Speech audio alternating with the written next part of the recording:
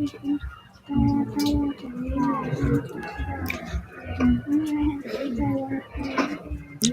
afternoon, good afternoon, good afternoon, good afternoon, ladies and gentlemen.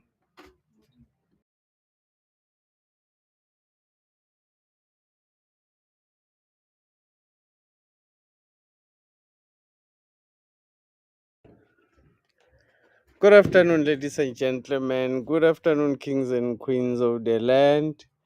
Good afternoon to the liberated zones of Africa. Niger, under the leadership of President Abdurrahman Tian.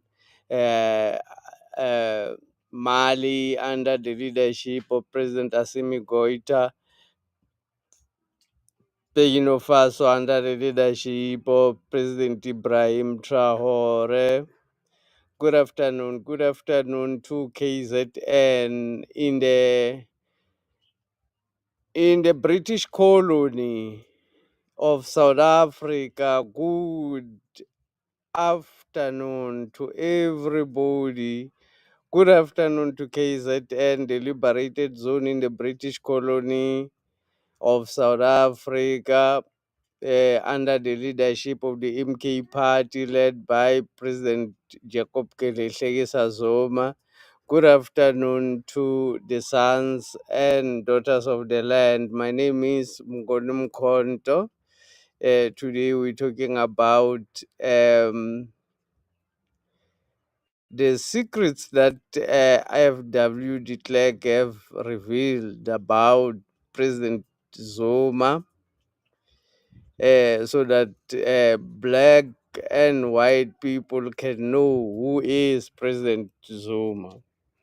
I'm going to share a video where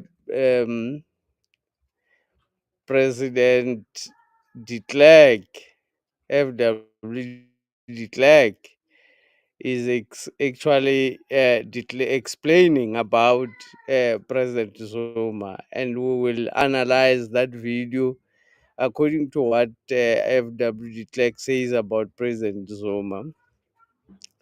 On the other news, over the past weekend, Bosisiwe Mkhwebane, advocate Bosisiwe Mkhwebane of the MK party, who is the convener in Pumalanga of the MK party, welcomed over 1,000 members, new members, into the MK party the past weekend. Congratulations to the MK party and Advocate Busiswim Kwebane for her work in Pumalanga to liberate black people from the colonial rule of the British. Thank you very much.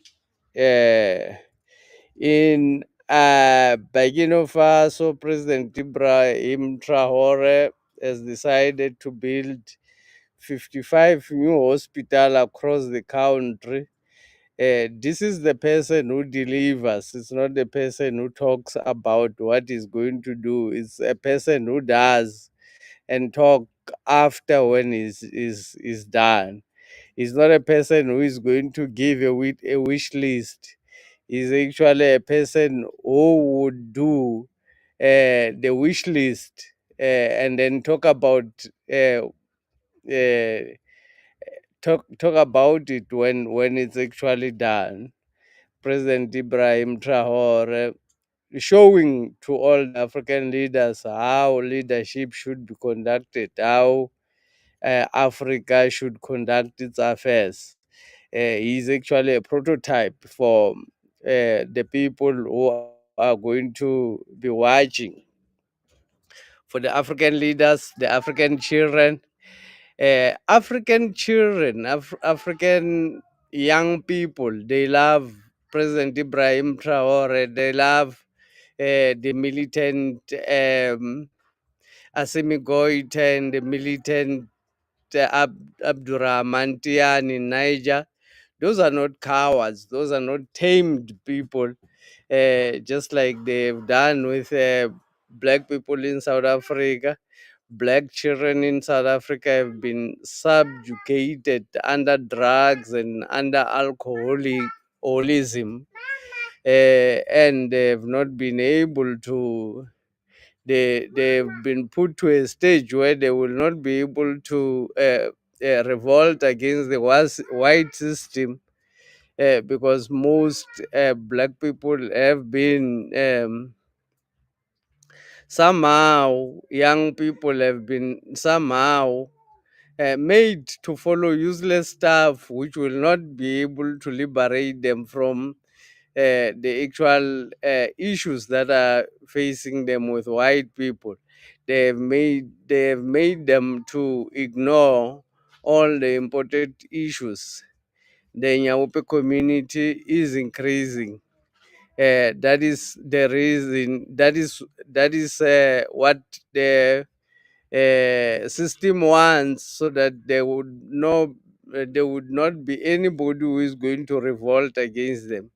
If they are able to change young people into cowards, if they are able to change young people into something else, into drunkards, into drug addicts, uh, other than what they are supposed to be, then they are happy to achieve that. Other young people in other parts of the world, indeed, other young people in other parts of the world are revolutionary. They actually fight for their rights. Today, I want to talk about what President F.W. de Klerk. I want us to analyze what F.W. de Klerk said about President Zuma. Let me share the video and then we will start talking.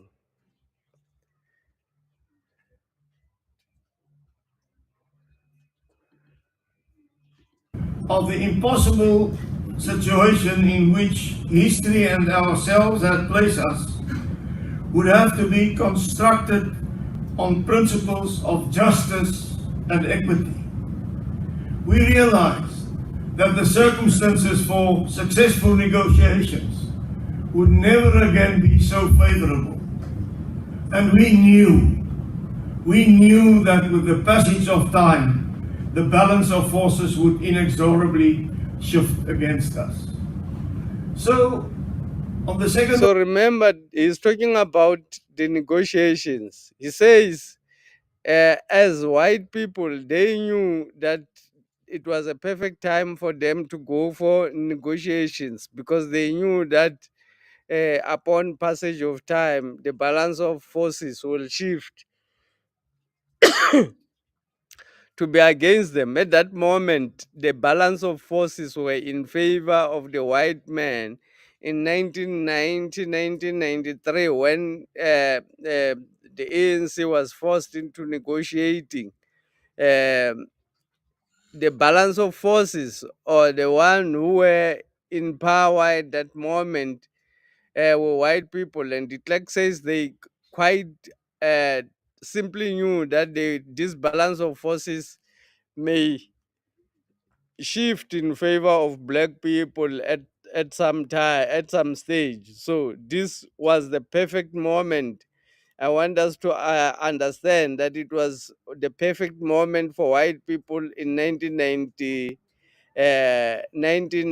between 1990 and 1994, to negotiate. I'll talk about why it was a perfect moment. Let's listen to it. February 1990, we opened the way to constitutional negotiations. We leapt through the window of opportunity that had been blown open by the winds of change from Eastern Europe. The negotiations, and we've heard a lot about that today, between 1990 and 1993 were a roller coaster ride of hard bargaining, faceless violence, walkouts, and crises. Nevertheless, When he talk about the favorable conditions in Eastern Europe, he talks about Russia. Russia was the one who was sponsoring the ANC to resist the white system.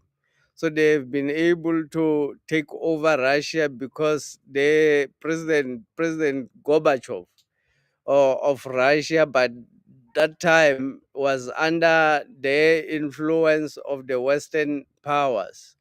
So he told the ANC that they will not be able to fund the ANC anymore for the activities of the ANC to fight the apartheid. So the ANC was basically forced into negotiating because the Eastern Europe, which is Russia, had fallen. That was the time when the Soviet Union had collapsed. So FW de Klerk talking about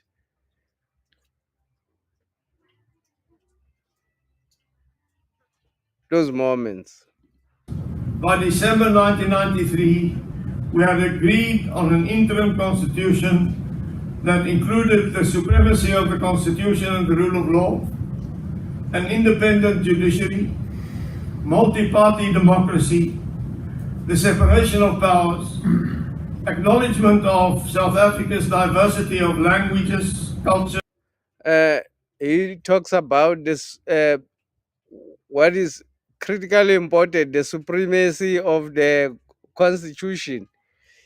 Under the leadership of white people in South Africa, the constitution was not superior.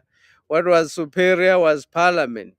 So they decided to change the superiority of the constitution in the superiority of parliament to make the constitution superior. The reason they made the constitution superior is so that the decisions of the majority will be subjected to the rule of the minority through the courts, and the rule of the majority will be defeated in the courts as long as the white people still control the courts. That's what they wanted. It's only 11 people that they appoint into the judiciary, so they keep control of those 11 people into the constitutional court. They keep control of those. So he is, President de Klerk is talking about the decision. This is very significant to change South Africa's law from parliamentary supremacy to constitutional supremacy. This is what helps the minority to hold on into power. That's why he's mentioning it. It helps them to hold on into power through the courts. And religions, and an entrenched and justiciable Bill of Rights. It also contained the 34 immutable principles. This, ladies and gentlemen, was the greatest achievement in South Africa's long and troubled history. It was acknowledged by the whole world as one of the century's most successful and inspiring peace processes. It was not the revolutionary victory now claimed by the ANC.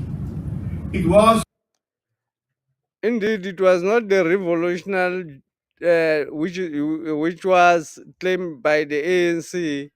Indeed, FW de Klerk, he declares the negotiations in 1994 and the move from parliamentary supremacy to constitutional supremacy.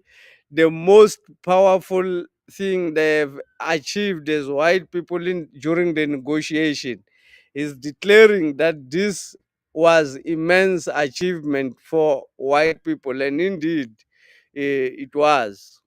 on the contrary, a victory for all South Africans based on common interests and compromise. For the first 13 years, our new constitutional democracy functioned reasonably well. The late Nelson Mandela worked tirelessly to promote reconciliation, to promote national unity. More significantly, in 1996, the ANC jettisoned the socialistic RDP and replaced it with the much more market-oriented GEAR approach. The SACP and COSATU found themselves in the political wilderness, and the National Democratic Revolution was for the time being put on hold. South Africa reaped huge. The National Democratic Revolution was put on hold temporarily when Mandela was in power, when Thabo Mbeki was in power. De Klerk says the National Democratic Revolution was actually put on hold. The National Democratic Revolution talks about the change that needs to happen in South Africa in order for black people or for white people to share the resources of the country with black people. That's what he is actually talking about there. Benefits. The economy grew at more than 5% between 2005 and 2007. Unemployment declined, and Trevor Manuel balanced the budget and halved the national debt to only 23% of GDP. However, President Mbeki's policies were anathema to the SACP and COSATU. They decided in 2006 at COSATU's 9th Congress to recapture the heart and soul of the ANC. They resolved that the working class must redirect the NDR towards socialism, and I quote, To recapture the heart and the soul of the ANC. Who had captured the heart and the soul of the ANC before this recapture? The white people have captured the heart and the soul of the ANC before this capture that he is talking about now. He's saying they recapture the ANC. From whom? From their mission, from the mission of the white people, de Klerk and his people. Eh, at the ANC's 2007 National Conference in Polokwane, a coalition of the SACP, COSATU and the ANC Youth League defeated a very surprised President Mbeki and elected Jacob Zuma as the ANC's president. What a sad day that was for South Africa. It was the most significant shift in South African politics since 1994. De Klerk described the moment President Zuma was elected as the president of the ANC as the most significant political shift since 1994. The most significant. He described it as a disaster that has happened to white people. He described the election of President Zuma as a disaster to the white people. He says this was the most significant political shift. Basically, it was the most significant political shift since 1910, since the formation of the ANC, when President Zuma was elected to lead the ANC. Let me replay this so that you hear. When President Zuma was elected as the ANC president, F.W. de Klerk says it was the most significant political shift. The resolve that the working class must redirect the NDR towards socialism, and I quote, at the ANC's 2007 National Conference in Polokwane, A coalition of the SACP, COSATU, and the ANC Youth League defeated a very surprised President Mbeki and elected Jacob Zuma as the ANC's president. What a sad day that was for South Africa. It was the most significant shift in South African politics since 1994. The most significant shift in South African politics since the formation of the ANC, we can say the most important significant shift, because there's nothing that precedes that as a shift to actually radicalize and change uh, the economic structure of South Africa. The election of President Zuma came as a surprise for President Mbeki, because he thought he was going to defeat President Zuma easily. De Klerk calls it the most important significant political shift. The victorious coalition was able to seize control of the ANC, to oust President Mbeki, and to place government policy firmly back on the road to the national democratic revolution and socialism. He says after the election of President Zuma surprisingly have managed to recapture the ANC and take it to the direction of the national democratic revolution. Not what Ramaphosa referred to when he talks about his fake national democratic revolution. This was, we're talking about tough thing. President Ramaphosa is fake. I mean, President Ramaphosa is one businessman who has never ran any business. President Ramaphosa is a struggling hero who has never struggled. He's a businessman who has never ran a business.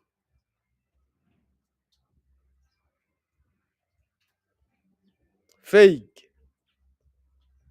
We're talking about the National Democratic Revolution that President Zuma implemented by just taking over the ANC. De Klerk was shaken. We can hear from the speech that De Klerk is saying here that the ANC was now in the path to the National Democratic Revolution, which they are afraid of when President Zuma was the leader. This tells us why the attack on President Zuma, and he will later explain how they targeted President Zuma. In March 2012, the new leadership announced the commencement of the so-called second phase of the National Democratic Revolution. According to Jeff Radebe, changes in the balance of forces in South Africa and globally have made it possible for the ANC to dispense with some of the cumbersome constitutional compromises on which the first transition, as they called it, was based. This approach was later defined by President Zuma as radical economic transformation, which he said would require, and I quote, a fundamental change in the structure, systems, institutions, and patterns of ownership, management, and control of the economy in favor of all South Africans. Do you understand what President Zuma wanted? President Zuma, De Klerk says President Zuma wanted fundamental change in the economic structure of South Africa, which will be in favor of all South Africans. This is what De Klerk calls a disaster. President Zuma, let me replay this again. This is what de Klerk calls a disaster. Mental change in the structure, systems on which the first transition, as they called it, was based.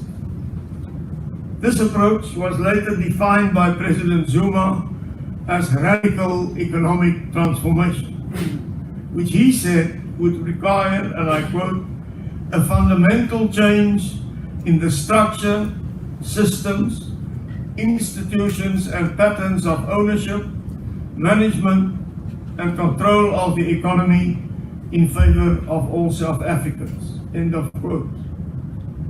Combined with the 2008 global economic crisis, the ANC's new approach resulted predictably enough in sluggish economic growth. Why would it result in sluggish economic growth if the President Zuma only wanted to implement changes that will make South African economy to be in favor of all people, all South Africans? Why would the economy be sluggish?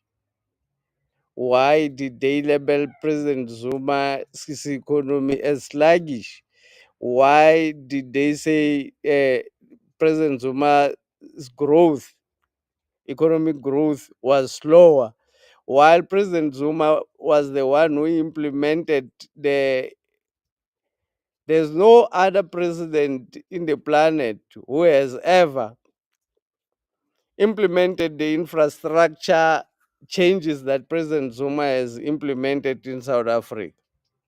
Ibrahim Traore will follow because Ibrahim Traore is doing very well now. But President Zuma has built universities, President Zuma built dams, built roads, built airports. President Zuma was the only president to build uh, universities in South Africa. He actually built three new universities in South Africa.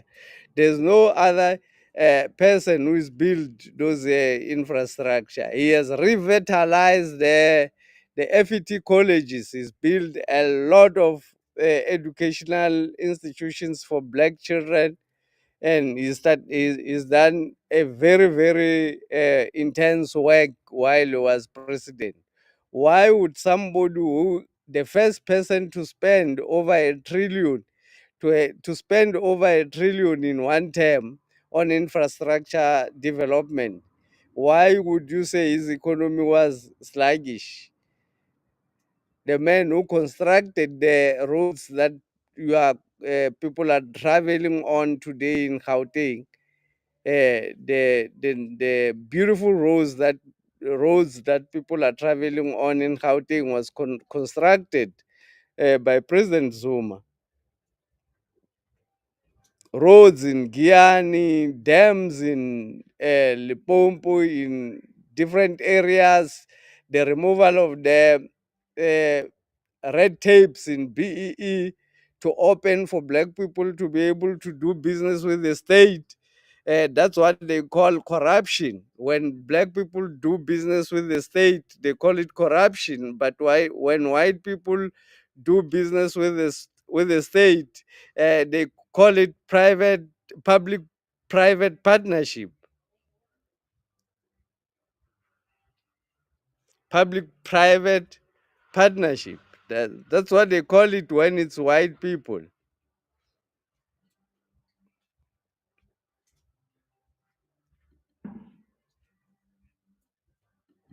Higher unemployment, the doubling of the national debt, and the discouragement of investment. However, to the consternation of the South African Communist Party and COSATU, President Zuma turned out to be a far more wily politician than they had anticipated. While they were trying to capture the state for the National Democratic Revolution and socialism, he succeeded in capturing it for himself. In 2008, the ANC opened the floodgates of corruption They did so by disbanding the Scorpions, an independent and highly successful corruption-fighting unit. The National Prosecuting Authority, important elements in the police and intelligence services, were soon under President Zuma's control. The country lost tens, if not hundreds of billions of rands in rampant and unrestrained corruption. Fortunately, this is what I'm talking about. When President Zuma came in, President Zuma made more black millionaires than any person in than any president in South Africa. President Zuma, when he came in, he removed the red tapes that were preventing black people to do business with Transnet, to do business with ESCOM. He removed all those red tapes that they are putting to block black people in order to access to be able to do business. So he allowed people to do business with the state. Because he did so, they say South Africa has lost billions, because these billions were supposed to go to white people are now going to be shared by the black people who are tendering in government and all those things. White people did not like that strategy that President Zuma implemented, opening up for black businesses to be able to do, they call it corruption.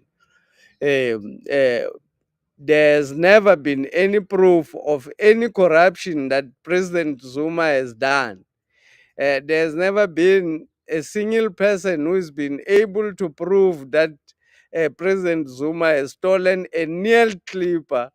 There's never been a single person who has been able to prove that President Zuma has stolen a plate of food. Nothing. But they say it was a rampant corruption which was uncontrolled. Now they are in power.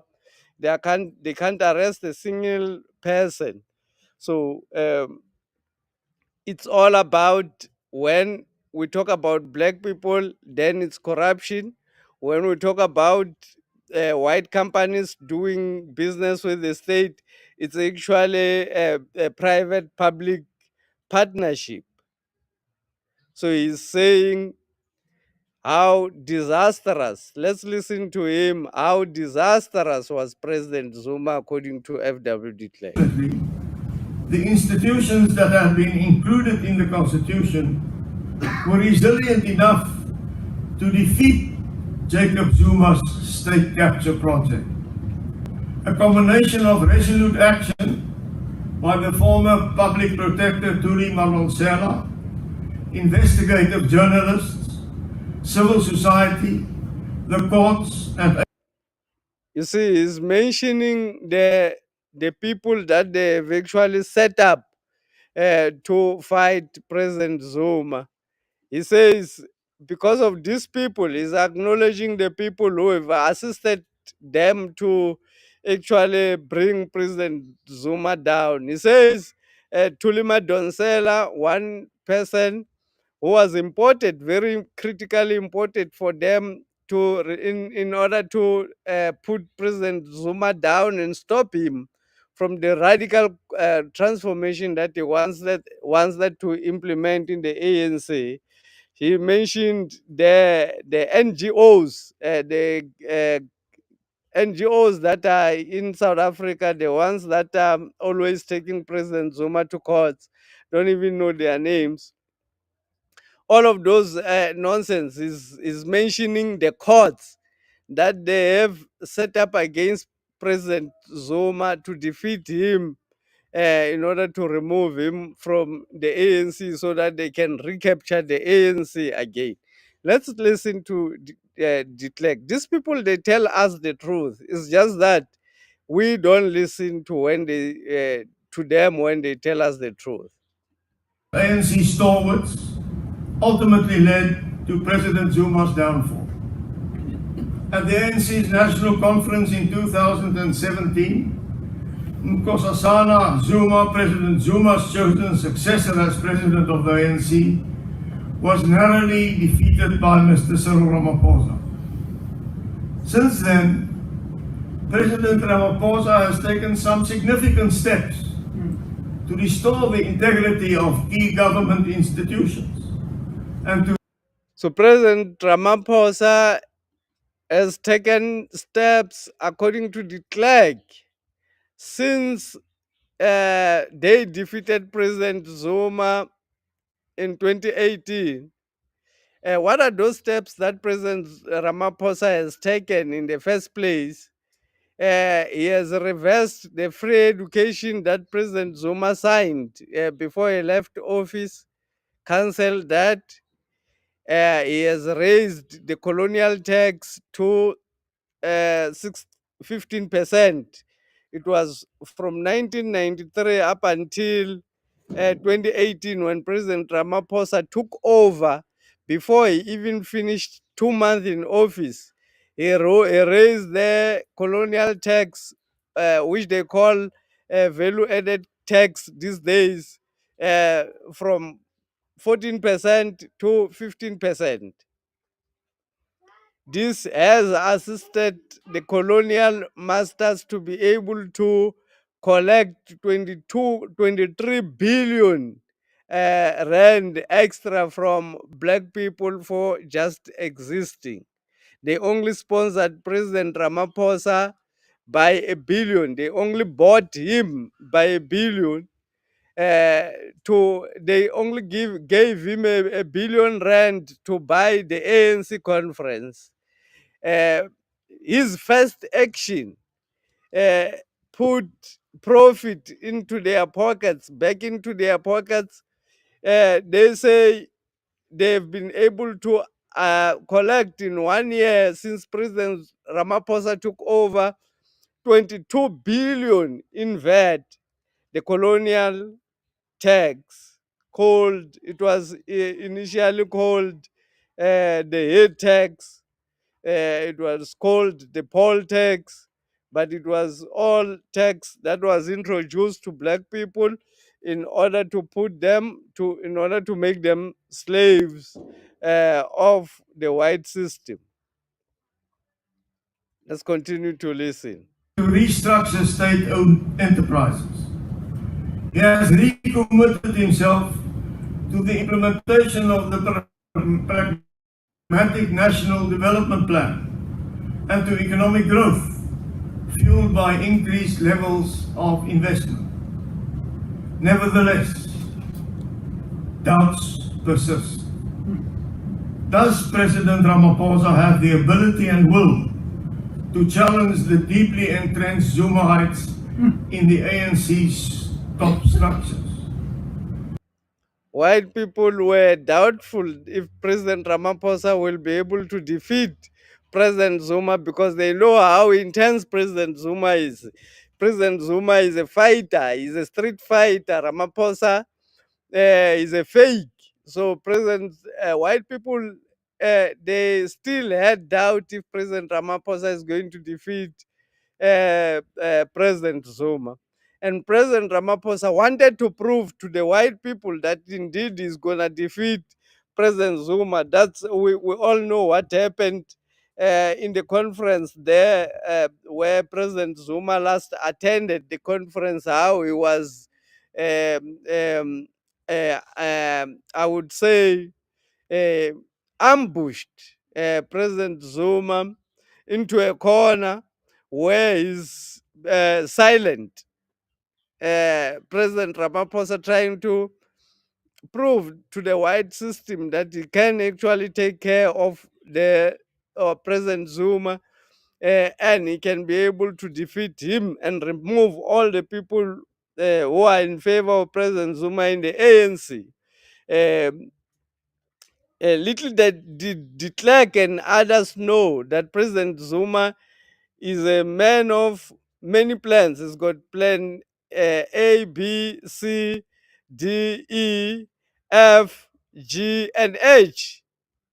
If you defeat him in this part, President Zuma is able to dive to the other plan. He's always had plans to defeat the system. President Zuma is the only man who has been fighting the white system.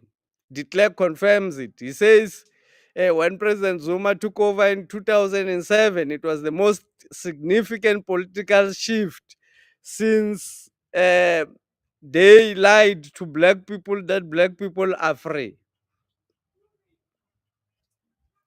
Let's continue to listen to President de Klerk. Will he be prepared to face down the trade unions by making the deep cuts in state-owned enterprises, expenditure and employment?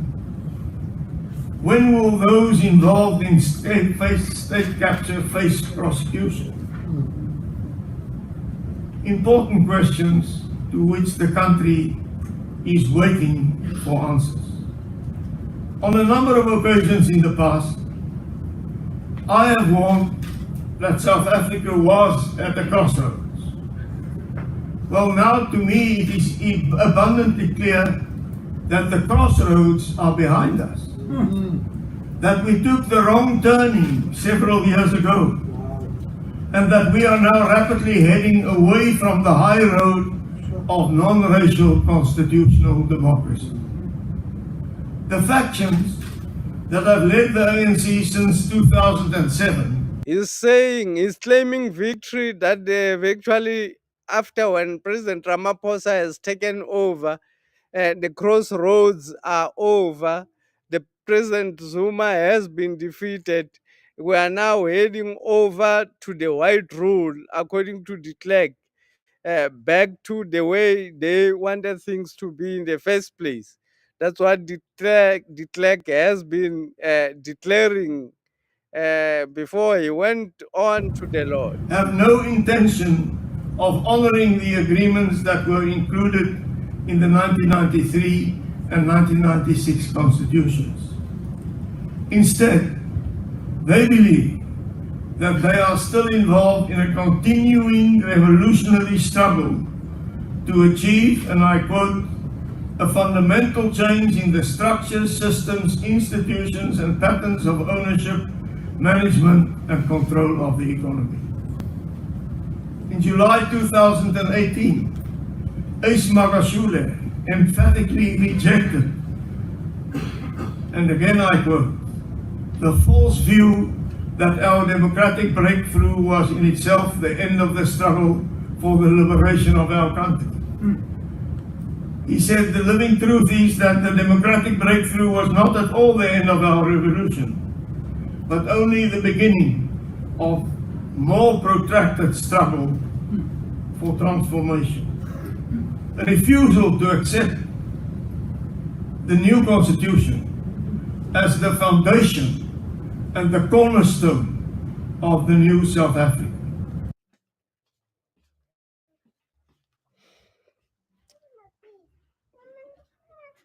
There we go, ladies and gentlemen. President de Klerk declaring President Zuma and declaring that President Zuma has been defeated by the white people. Unfortunately, he died. He does not know the MK party at the moment. But when he died a happy man, knowing that he's installed President Ramaphosa, who is going to take care of their needs and who has been doing exactly that. He's never shy away from doing exactly that. Thank you very much, ladies and gentlemen. Thank you for coming to the live session. Click the like button and subscribe. Give me your opinion. What do you think about what President de Klerk is saying there about President Zuma? Um, give us your opinion. Just give us your comment about what we are actually doing. Thank you very much. Enjoy your day, ladies and gentlemen.